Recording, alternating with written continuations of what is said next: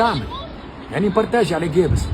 فاهم مال الحكايه؟ ليه بارتاجي وكا هو قال لك فما تلوث ولا شنو؟ تلوث؟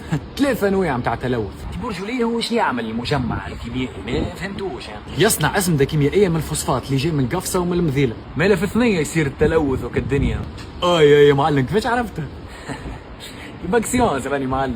غلط مال، التلوث يصير في جابس على خاطر غادي تصير العمليات الكيميائيه اللي متسببه في التلوث والاختناق نتاع الصغار والتلامذه والاختناق نتاع اليوم والاكسجين اللي ما فماش والدنيا الكل.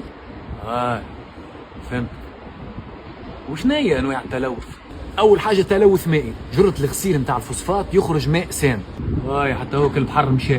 ثاني حاجه تلوث هوائي، لكن البخاره والدنيا. هذيك اللي يحبوا يسكروها ما. هذيك هي ملي تدخل جابس تحس الدنيا صفرة وكل، هذيك جرة عمليه كيميائيه يعملوها باش تحصلوا على الهاش 2 اس 4. اش عليك فيه؟ هذا يخلطوه مع الفوسفات باش تحصلوا على الاسمده الكيميائيه. يا مريقل مال. تبنين مريقل، الاسمده الكيميائيه هي السبب في التلوث الثالث، ينجر عليها مواد صلبه.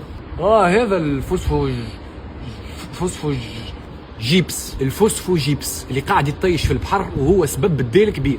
عندي صاحبي انا مغربي قال لي حتى احنا نطيشوه هذا الجيب في البحر وما يصير حتى شيء. صحيح، اما الفرق في المغرب هما على الاطلنطيك غارق يطيشوا وما يرجعش، اما احنا على على الميديترانيان المتوسط.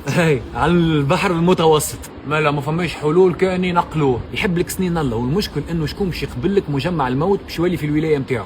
لا يقراو عليه الفاتحه ويسكروه. توا ممكن هذا الحل واسهل حل، اما الحل عاودتها برشا مرات راك الحل.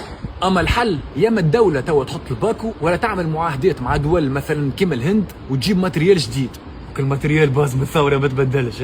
صدقني ممكن من كاس العالم تاع الشتالي في السبعينات والماتريال ما تبدلش، كان جابوا فلتروات صحاح ونظاف راهو على الاقل شطر المشكل رانا ارتحنا منه. ليه عاد طروق المعمل برجوليه برانسيب يشري ماتريال بفلوسه. هو فيه فلوس يشتر الفلوس نتاعو ماشيه اجور خلاصات خدام. وهو علاش فيه خدامه بزايد؟ ما تقوليش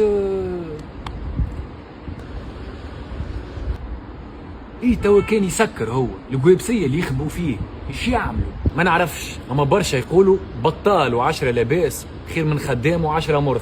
وهذاك اش عملنا فيه هاك الفوسفوجيبس. الحل ما عادش لازم يطيش في البحر جمله من وذرف شط السلاب.